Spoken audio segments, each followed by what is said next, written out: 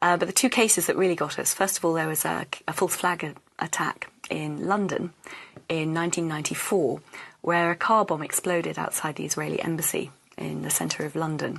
Now, I remember this vaguely. This is, we're talking 14 years ago. It's a long time but ago. But it was huge at the time. I mean, it was a huge worldwide story. Yeah, yeah. In fact, there'd been an earlier attack against some Jewish interest section in Buenos Aires earlier that year as well. Similar sort of MO, modus operandi, with a car bomb driven and parked outside that exploded. Very minor injuries, that was all. Okay. Nobody was killed.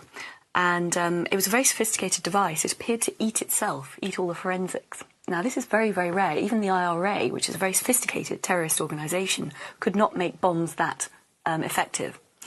So it looked like a, sort of fairly technical person had put that together.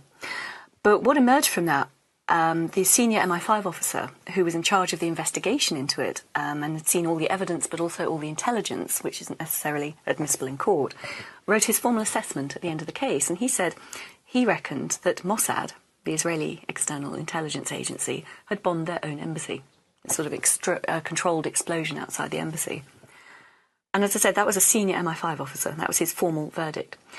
If you read that on the internet now, you would say that sounds like some mad conspiracy theory.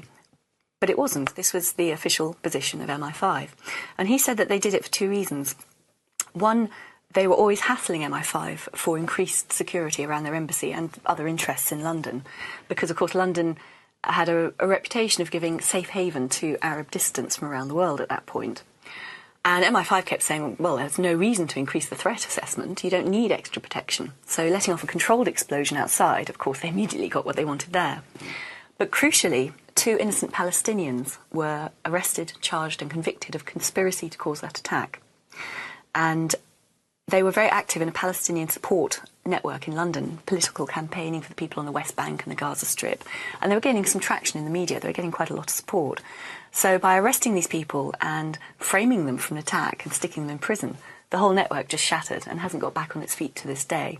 So that would be a clear political advantage.